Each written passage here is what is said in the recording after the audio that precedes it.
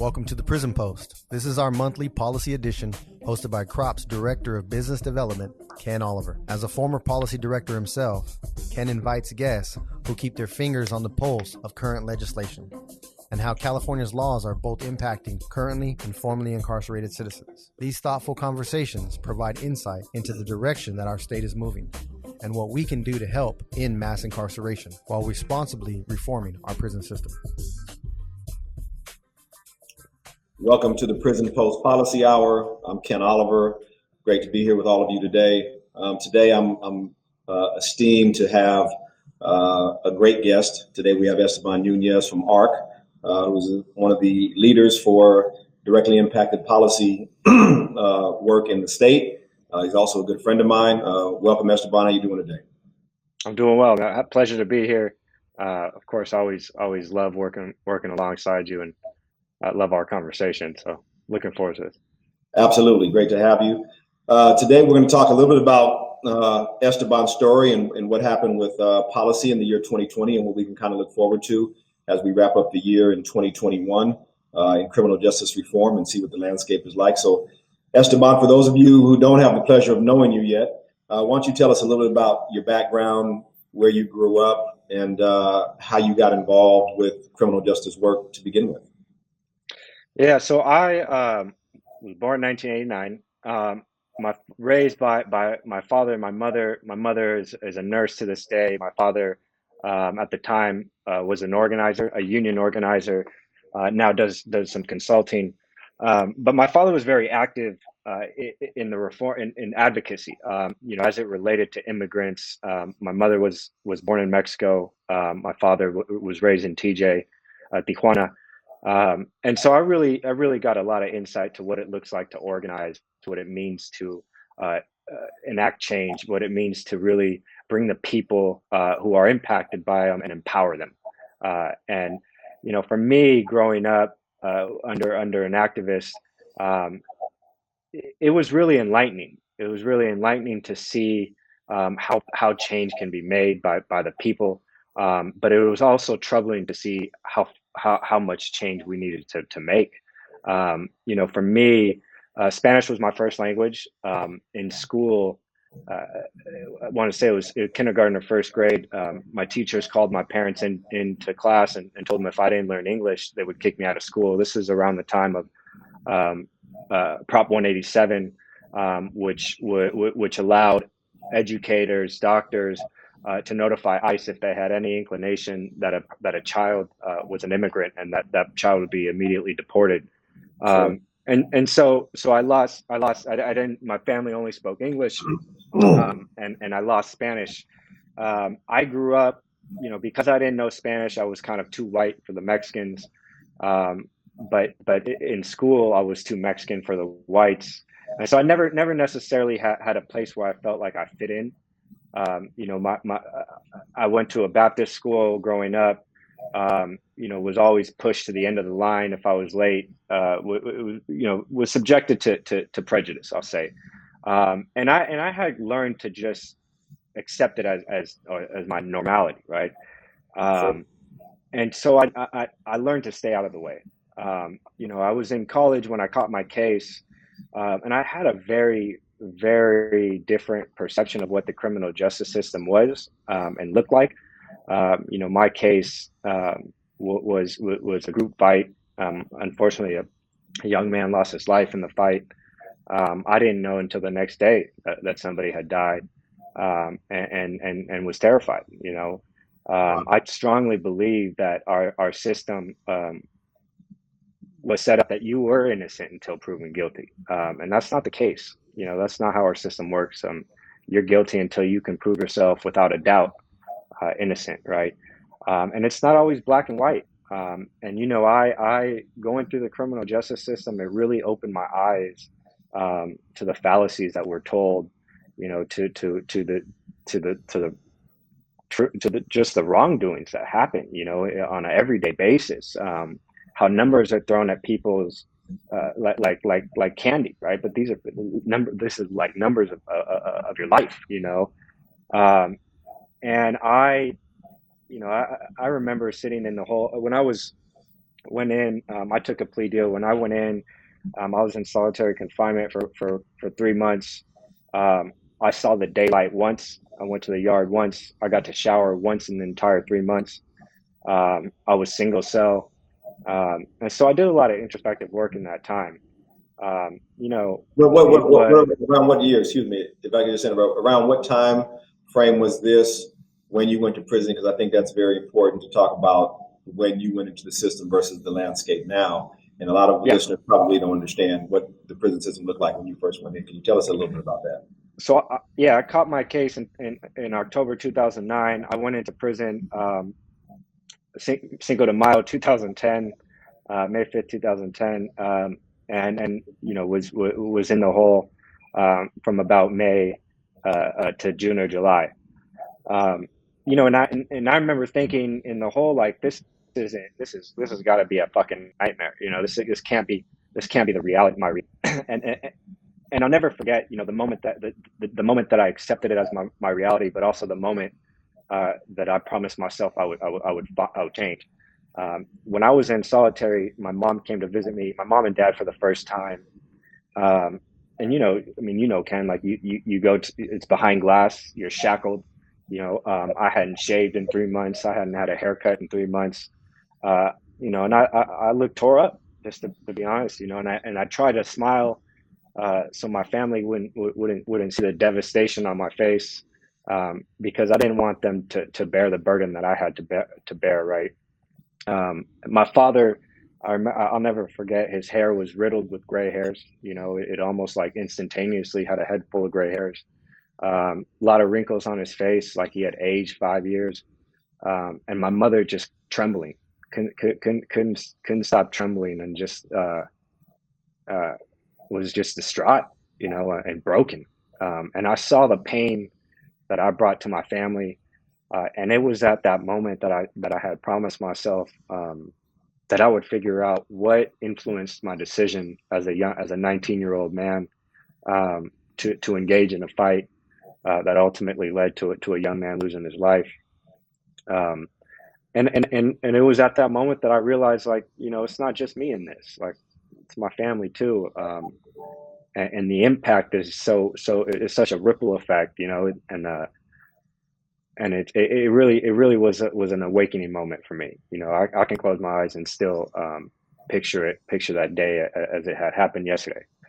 And you know, when I was in the hole, and to that point, like when I was in the hole, I started doing the introspective work. You know, there's nothing else to do, right? And you know, it's crazy because I don't really share this widely, but I'm gonna tell you, Ken, because and you know, all those that follow this, because you know, I made a promise to you. I made a promise to your partner that I would do this, right? And when I was inside, it took a lot of digging to figure out what had influenced my decisions. You know, because I knew I wasn't that person. Like, I'm the person you see today. You know, the kind-hearted, gentle, loving, like authentic person. But I had to wear a mask growing up. You know, I had to try to be tough. And really, what it was is when I was a child. Can we talk about that just a little bit? Because you said something that was very important right there that I just want to peel another layer off of. Because here you're in Northern California. Your family, you have an activist family. I think at the time your father was in political life. So by all appearances, you came from a solid background. You weren't enmeshed into the elements, so to speak. And then yet you still felt from pressures, external pressures, the need to designate yourself as a young man or identify yourself as a young man with this being tough, you know, hyper masculinity, machismo, whatever you want to call it, out there in the streets. And it seems to be a common theme, especially amongst gang members and other people that come from our communities, that as young boys, as young men, there seems to be this unspoken, intangible pressure to live up to this idealized idea of what masculinity is. So can you just dive into that just a little bit about how you felt that and what that actually meant, and how that mindset actually ended up leading you to the time that you got arrested? Yeah, I mean, it really it really it has to do with me never really feeling accepted with any group. My family came from fucking nothing. I mean, my father didn't have a job when I was growing up. He was an activist going on protests. My mother worked two jobs as a nurse. They both had filed for bankruptcy. They've been divorced twice. And so, when my father made the career that he made for himself and for his family, he really did it from scratch, and moving into that world, I just didn't feel like I fit in with them. I didn't have the same uh, background. I didn't have the same upbringing, and so it was to me. I just felt like, I had to put on a facade, um, to. I mean, let's go deeper. The truth is that when I was and I figured this out in prison, and I would have taken this to the grave, had I not done the work. When I was 6 years old, I was molested by my younger cousin in Mexico, and it was at that time, I didn't know I was six. It wasn't until I had processed this with my mother, that she helped me put into perspective. Never had considered my age, but it was why I went to these extremes to wear a mask, because I felt like I didn't defend myself when I was a child. So I went to an extreme to defend myself and defend the people around me, because I had such an immense amount of pain, and such immense amount of guilt, for not having done so as a child, um, that I had promised myself in a weird way that it would almost make up for, um, make up for that guilt. Wow. I mean, that not only is that very personal, it's humbling to hear you, come on the stage with me and share that, with the audience, what you went through, how it affected you.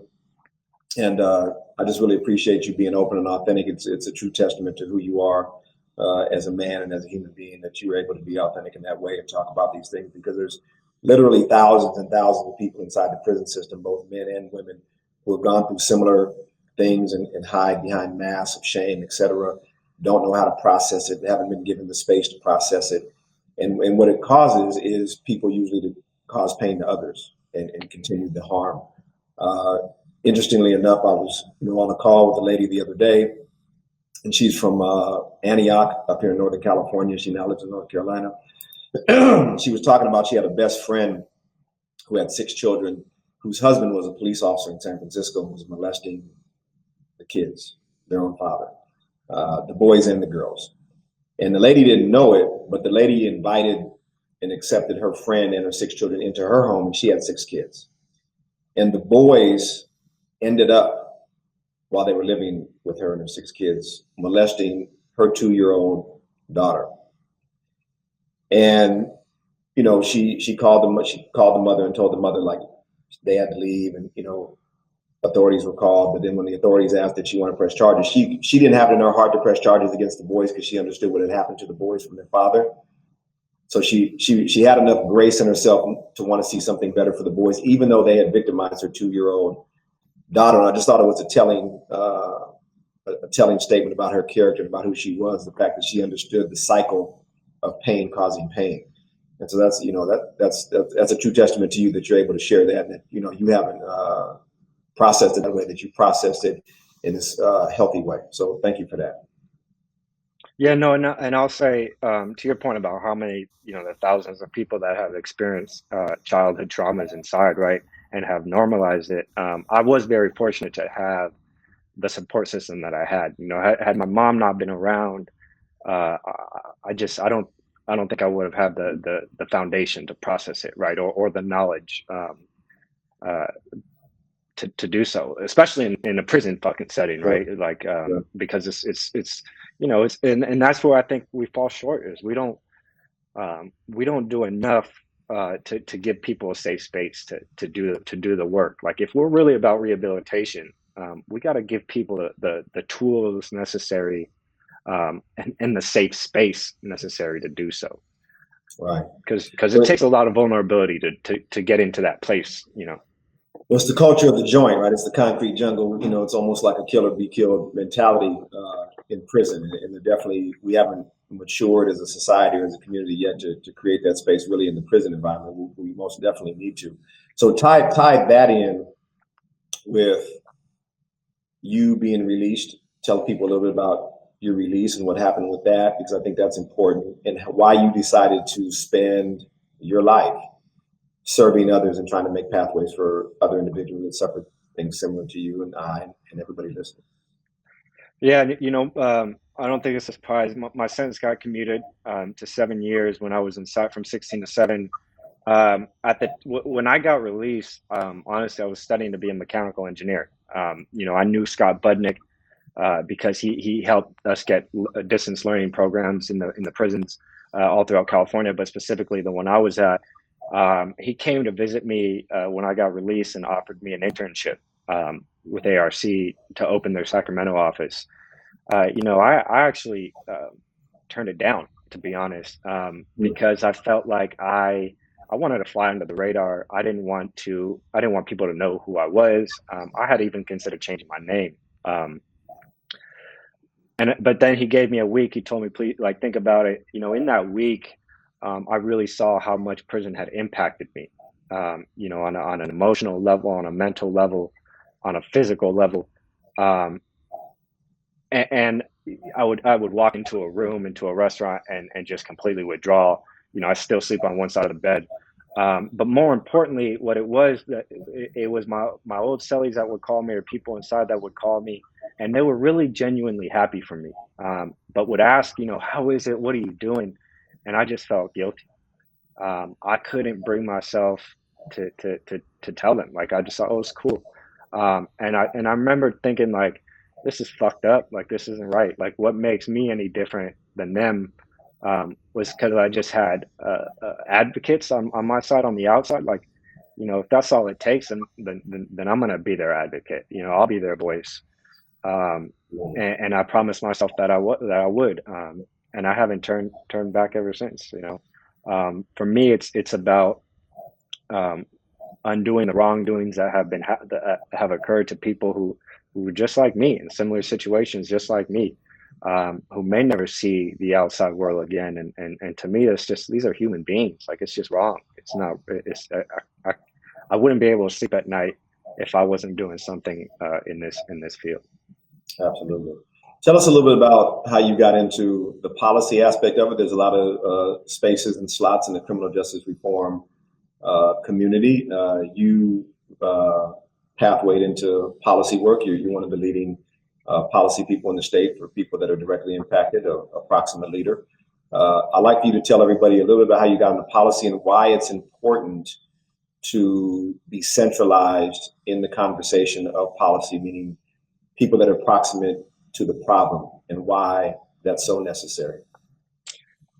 So at the time, I was life coaching when I got into policy, and it was really just me hearing about the barriers that people were facing, the conditions that people were still living in, and I just felt like, I have a name that rings bells in the capital, maybe not for the good, but it still gets some sort of recognition. Why not use that to humanize an issue, right? And I think people in politics, people in policy, live in this bubble. They live in a bubble of what they find to be reality, and it's very different from what actually occurs, right? Like, they read reports, and that's what they think is the reality. It's a name on a piece of paper, and that's not. So for me, it was like, don't let me tell you what it's like. Let this person tell you who just came home from it, right? Like, don't let me tell you how hard it is to get a job. Like, let these 10 people tell you. It was for me, it was just really, bringing people who are impacted, most impacted by issues, to the forefront of these efforts, because it's their leadership that's really gonna drive us to a solution that's a real solution, not a patch it solution. And for me, that was the important piece of it. It's about bringing those who are closest to the problem into the solutions, because they are the solutions. They know the solutions. Absolutely. And then know the inadvertent effects, right? Like of things that normal or academics or other, I'm not gonna say normal people, academics or other people, politicians may not think of, because we've lived it, Absolutely. Amen to that. I appreciate that. Something that we preach often about centering the voices of people that are directly impacted versus people that are watching the sport from afar. Thank you for that. So it's been an unprecedented year in California. We've had COVID, we've had criminal justice reform, we've had releases from prison, we've had a lot of deaths of our brothers and sisters inside prison, in the prison environment. For those people that don't know, tell us a little bit about what happened in 2020 from a policy perspective, the wins, the losses, and then we'll go into a little bit about what we can look forward to in 2021. 2020, yeah, I mean, was a unprecedented year. I mean, I don't even know how to start. I'll say, we had what we found to be progressive policies on the forefront of the year, and those were. A lot of them dropped off because of COVID, right? Like our ability to advocate was strained, at least to come within proximity of legislators and decision makers. But we continued our work, and Ken, like as it relates to Prop 17, formerly ACA 6, there were a lot of essential workers who couldn't vote, who were out there working, risking their life every day, just to make sure that the functions of society just continued to run smoothly, yet couldn't vote on how how money was being allocated, couldn't vote on who was making those decisions. And there were a lot of firefighters who were out there protecting our communities who couldn't vote. Sure. And we saw a lot. I'll say, the national attention that criminal justice got did work in our favor. It accelerated a lot of policies or ideas that we had in the criminal justice realm in government, right? Like we saw capping of parole for 3 years, something that we had always been working towards, right? We saw probation being capped. Wait a minute. Go back to parole, because you had a hand in that now. I mean, you put in a lot of work the last couple of years, and everybody should know the work that you put in. I was blessed enough to be in a lot of those conversations and do a little bit of work with you. The work that you did in reference to trying to incrementally take bites out of supervision, because we hear about supervision, the harms of supervision, how a lot of supervision targets Black and brown people. Tell us a little bit about what's now 3-year journey that you've had with trying to end some of the supervision, or at least the timeframes of supervision, and what happened with that. So, Michael Mendoza, a good friend of mine, my partner on the legislation, he called me one day. I was life coaching, told me and asked me, like, what do you think about reforming parole? And I was like, I would love to. This was around the time, like, I had mentees, people on my caseload getting violated for being in fucking college classes, when the parole officer randomly shows up to their house, and it's like, you have their school schedule. Like, if the whole idea is to rehabilitate people, why would you violate somebody for being in school? For us, it was like, we got to change this. Like you said, I mean, it's unregulated. There's no oversight, and there are no protections for people on parole. And so we try to, like you said, incrementally change it, starting with expanding the radius where people could travel, so they could look for jobs and educational opportunities outside of a 50-mile radius, and visit their families if they were outside of a 50-mile radius. And then also looking at not being able to violate people for frivolous things like being in a college class, and also looking at helping to get them off parole sooner if they're doing what they need to do, like being in school, being in vocational training programs, working, volunteering, being the quote unquote model person on supervision, right? Like, and my parole officer used to tell me all the time, like, I'm wasting my time with you. Why do I have to see you? And it's like, it's not my fault you got to see me. Like, I don't want you to see me. It's like shit. But it's really you wanted it to mirror what was already going inside of prison. Yeah. You weren't asking to revolutionize or reinvent the wheel. What you were saying is that the prison system has created a set of milestones and incentives for people to behave and do the right thing. And when they're behaving and doing the right thing according to the Department of Corrections, then they're rewarded with time off their sentence, right? And basically what you were saying is a similar situation should happen with people under supervision, is that if people are handling their business, they're going to school, they're working, they're taking care of their families, they're doing, basically what they're supposed to do in the community, that they should be rewarded as well and decrease the time they should spend on supervision. So it really wasn't that big of an ask, and probably should have passed a lot sooner than what happened. Yeah, it was moving us away from a punitive system to a rewards-based system, one that acknowledges somebody's accomplishments, right? Because I feel like our criminal justice system is constantly so negative, right? So it kicks people down. We focus on like people's wrongdoings, we focus on but we never highlight people's successes, and that's what was really behind the bill. Is like we need to highlight and give positive reinforcement to the accomplishments, because finishing a college class on parole is a fucking accomplishment. I mean, finishing a college class for anybody is an accomplishment, but for somebody on parole, like, it's the loops and hoops you have to jump through, or you should be recognized for that. And it wasn't, like you said, it was a 3-year process. Nobody was doing supervision reform, when Michael and I started it. And frankly, nobody cared about it. We didn't get a lot of support around it. We didn't get a lot of, people didn't think it was necessary. Great. Thankfully now, it's capped at 3 years, right? I think we still have more to do around parole. Like I will say, there's still not a lot of oversight. There's still not a lot of transparency. And there shouldn't be carve-outs. There shouldn't be carve-outs either. And there should, yeah, exactly. It should be based on somebody's. Yeah, it should be. I mean, anything within the criminal justice system should be based on the individual. We shouldn't have blanket policies for people, because it's like parenting. You parent children differently. Everybody's different. Everybody has their own time. Everybody learns at a different pace. Everybody's different. You should treat an individual and see that individual, for who they are, not. Right. Absolutely.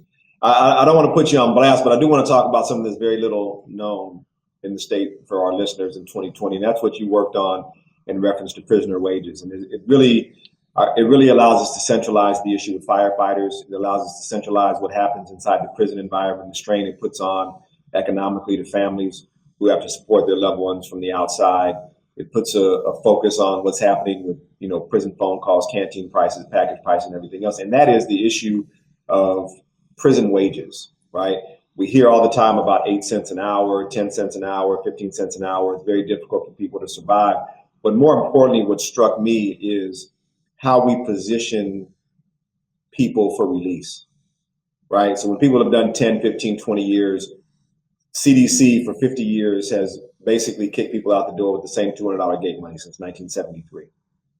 And here it is, we ask people after doing life sentences, in essence, to walk through R&R, get a debit card with $150 on it or whatever after they deduct clothes, and then go out there and survive. And they don't really have a mechanism or a space to allow people to stack money or to save money while they're in prison to facilitate an easier transition, right? A place to stay initially, automobile, that type of thing. So I want to tell everybody about what the work you did in 2020 around prison wages. So can you share a little bit about what you did, what the name of it was, and what's on the horizon with that? And that's exciting. Yeah. So it was a resolution of dignity for incarcerated workers. To your point, there are so many. I mean, one, it's inhumane to just treat people and pay people pennies on the dollar, right? And what does that do? Yeah, what is that? But what does that do to a person's psyche, right? And let's also think about, if it's a father or mother who has children on the streets, like how can you care for that child, right? Like, what about intergenerational resentment because of that, right? Like, if you're not able to properly care for your children, they're going to resent you. They're going to see you as the deadbeat parent who couldn't, who was in jail and couldn't help them at all, couldn't be there, couldn't support them, couldn't send them anything, right? And then let's think about people's reliance on governmental assistance, right? Like, over 60% of the bread earners are in prison. Of the people in prison, like 60% of them were the bread earners in their families, and so that means they have to rely on governmental assistance. we talked about firefighters but like the biggest beneficiaries of prison wages is the state. I've had so many calls with foundations and funders, and they all like, want to, with the cancel culture, want to, like, oh, well, which business should we stop using? Should we tell people to not go to Starbucks because and it's like, well, if we really want to get at the meat and the heart of it, it's every state that benefits the most from prison wages. It's not any specific company. It's the state. I think it's like 76% of the profits come from the state. And when COVID first broke, we saw every prison institution scrambling to mass produce sanitizer, soaps, masks, etc., using prison labor, not affording showers, not affording extra clean spaces because they're not afforded the same worker protections, and then not afforded any kind of wage increase for working under the conditions that they were working. So for me, it's like we're expected to pay restitution, where 55% of our paychecks are being deducted towards restitution. You're expected to somehow be able to save money to when you're released, you can have some sort of safety net, but you're making pennies on the dollar. Like you can't afford you can't afford your own phone calls. You can't afford even to go to canteen, enough to eat for a month. You can't afford to send money home to your family. And you don't even learn how to budget. Like that's the biggest thing too, right? We're thrown out here and it's like, I see my paycheck. I'm like, damn, I lost how much to taxes? Like I'm just, it's like, and so what Dignity for Incarcerated Workers really seeks to do is recognize them for being human beings and workers, but increases the wages in a way where they can, if they owe alimony, they can pay alimony. If they owe child support, they could pay child support, and they can put money aside for in a savings so that when they're released, and their state funding runs out for housing, because that's only 3 months, 6 months if you're lucky. You have something to fall back on, because I always tell people, like, when you see recidivism, those are acts of desperation. That's because we have failed that person. We haven't given that person services. We haven't given that person the proper. So exactly. And it's like $200 now. I'll give you an example. My boy Ricardo did 43 years inside. I picked him up. Me and my other boy who we did time with, and he's now at ARC as well. We're driving. We go, get him a nice little clothes package, all that stuff. And he was like, "Don't worry, youngster. Like, I got $200. I'll pay for my phone." And I was like, "Bro, like you can't even buy a phone with $200 anymore." It's like, I was like, "Keep that, bro. Like my underwear, because that's probably all you could get." Right. And so it's just it's just unrealistic to throw people out into society when you're already ostracized. You already have like these tremendous barriers to employment and housing, with $200, and think that people are going to make it. Like it's unrealistic. And what's amazing too is I was just looking the other day over at the budget. It's $15.9 billion to CDC and general fund and special fund monies this year, right? And so little of that is actually spent on prisoner rehabilitation, transformation services, etc.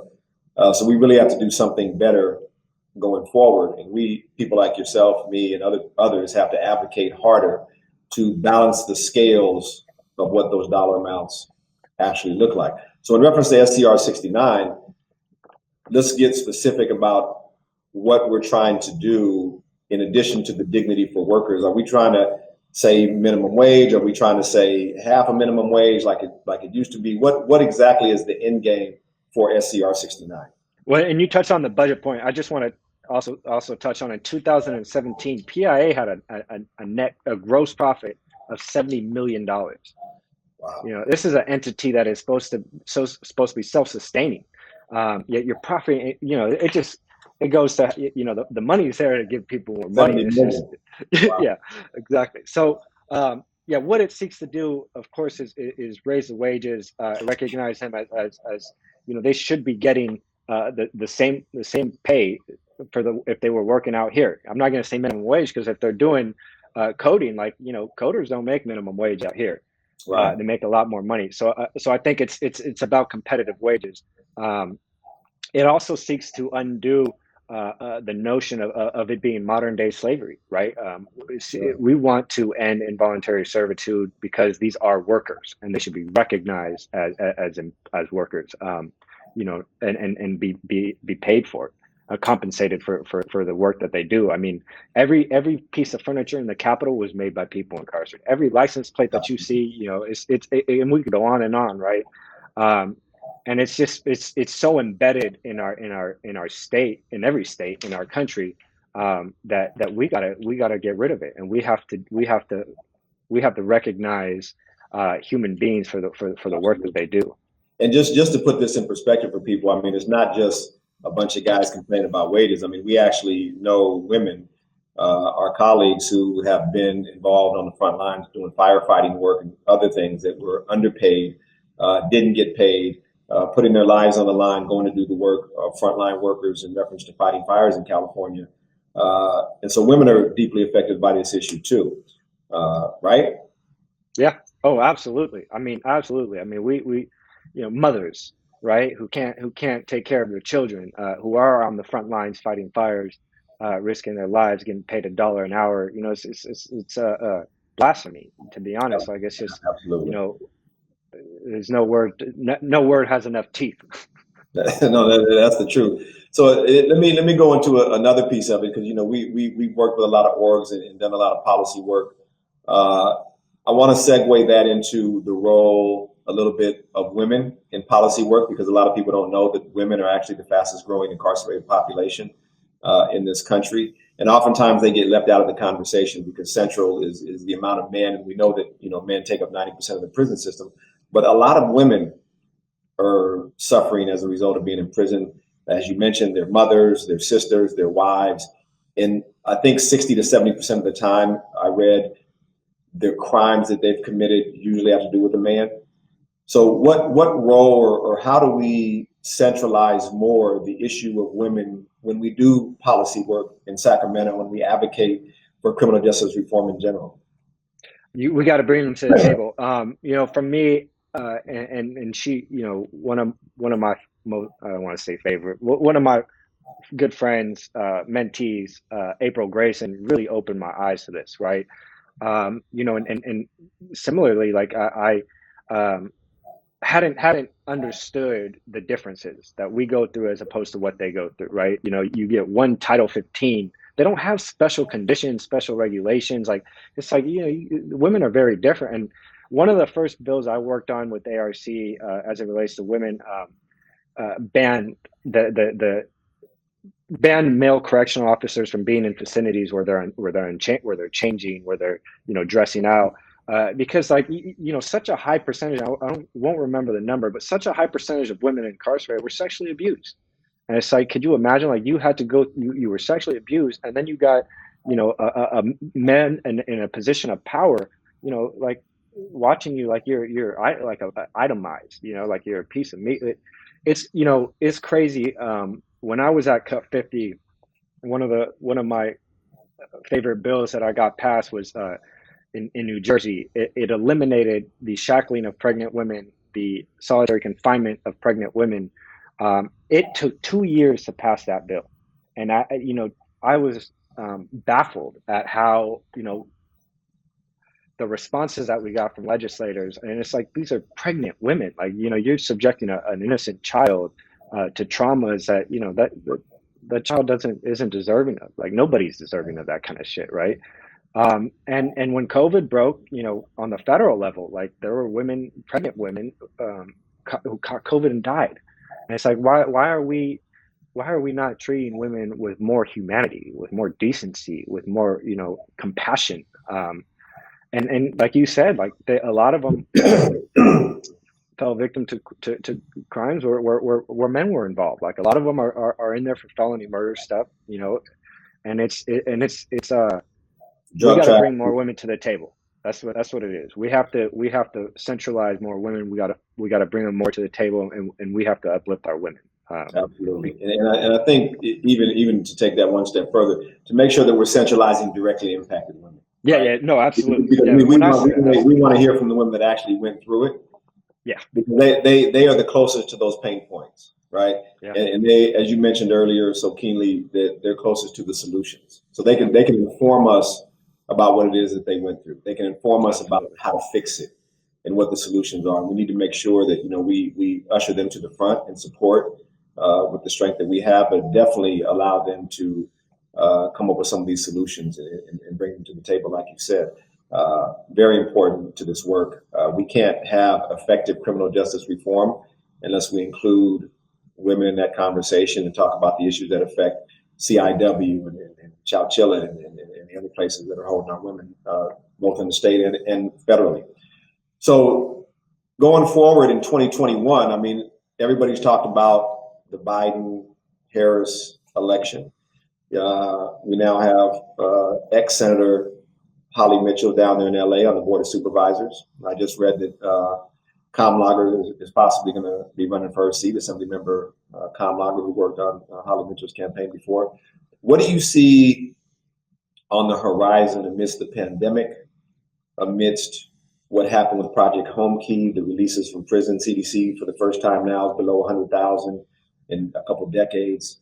What are some of the things that you think we can advocate for in 2021? What are some of the spaces that you think will allow us to take advantage or leverage the momentum that we have, especially with the sound defeat of Proposition 20? Shout out to everybody out there in California who saw through the smoke screen of Proposition 20. What does it look like, Esteban? I mean, you're closer to it than anybody else. I mean, talk to us. Yeah, the interesting thing is most policies are really built off the framework of propositions, right? Like legislators will look at propositions to see where California voters place their priorities and where their perspectives lie. The no on Prop 20 really shows that California voters believe in rehabilitation and believe in investing in rehabilitation. Prop 17, which was the proposition that passed with the most yes votes out of any proposition, not just criminal justice related, showed that voters do believe in second chances and showed that voters believe in a fair democracy. I do think it's something that was interesting to me even in Prop 25 is that you saw racial justice being used as a talking point, which has never been done, in a way to sway voters, right? Like traditionally it's been the opposite. And I think what that tells us is that we're going to see a lot of racial justice policies this coming year, right? I know for sure we're going to see Senator Bradford's decertification bill come up, which will decertify, law enforcement.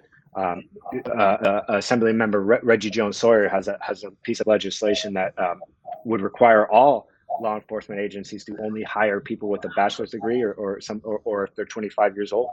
So I do think last year we after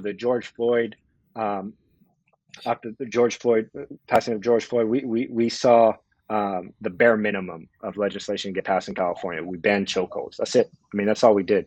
I would love to see a mental health strike team that accompanies first responders, on those types of calls, because a lot of these are because law enforcement officers aren't equipped to deal with mental health outbreaks, or mental health instabilities. Like they're not. That's not what they're trained for. They're not equipped to deal with a whole lot of things. Right? Yeah, I didn't want to get into it, but yeah, exactly, Right. right? Like, so I think we're going to see a lot of racial justice stuff in this coming year. We're going to see a lot of criminal justice reforms, like big ideas that we probably wouldn't have thought of last year, right? Like Sure. monumental changes, and some of those being like dignity for incarcerated workers, right? Ending involuntary servitude.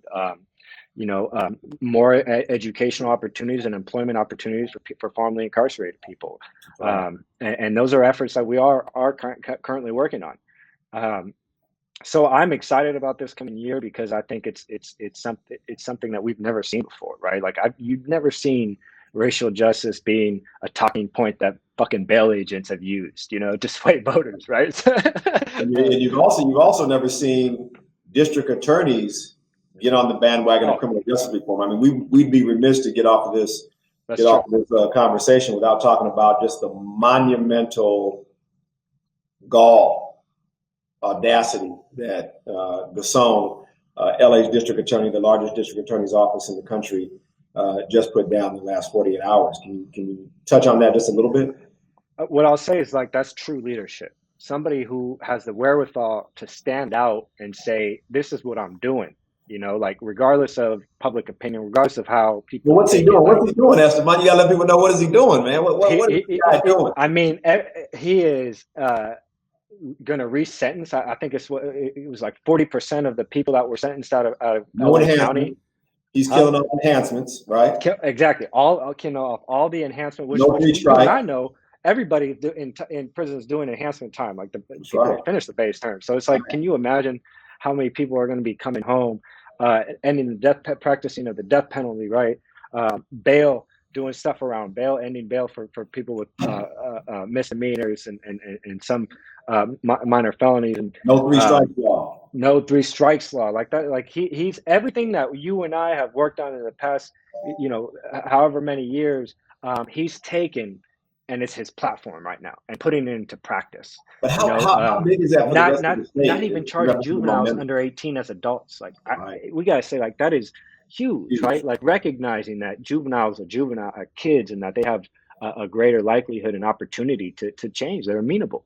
They're impressionable. And that, like, I mean, it's historical, something we've never seen before, right? It really sets the table for 2021, because LA is so big. We know that the way LA goes, typically the way the state goes, and it's now just not a Bay Area thing for progressives to push issues for people that live up here like we do now. I'm from LA, and so to see LA take this turn from being as conservative as it has been, getting Jackie Lacey out of there, who was responsible for locking up, so many Black and brown people. I think it's just exciting what's on the horizon for 2021, and the possibilities that now exist with both what's happening nationally and then both what's happening on the statewide level. Before you go, though, I'd like for you to talk a little bit about your plans, ARC's plans for the future, to talk about how you're looking at things from a national perspective, and can we take this thing nationally as a community, and what can we do to help bring people home and help reintegrate people back into the community in a positive way? Yeah, I don't think we have enough time to talk about all this stuff that I want to do and ARC wants to do. But what I'll say is everything that we do on a local level, on a statewide level, we plan on taking national. Voting rights for formerly incarcerated and currently incarcerated people is something we want to continue doing. But not only that, also analyzing how the formerly incarcerated vote matters, right, and amplifying that, because I think it's an untapped electoral power that we haven't really harnessed, right? But outside of that, looking like how we charge youth, Miranda rights for youth is something we're working on nationally, and you saw it with Bradford's bill last year, passed SB 203. We're taking that to the national level. Congressman Cardenas is the one is authoring it.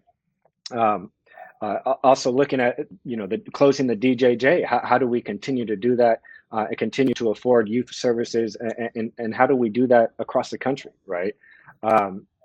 Also looking at, like I said, the decertification stuff is something we're going to be working on, but also economic justice. So fines and fees for people, as they accrue, like the interest accrues, and it's something like, how can people ever deteriorate that barrier and climb an economic ladder if they're forced to fork over 55% of their paycheck or 20% of their paycheck to the FTB,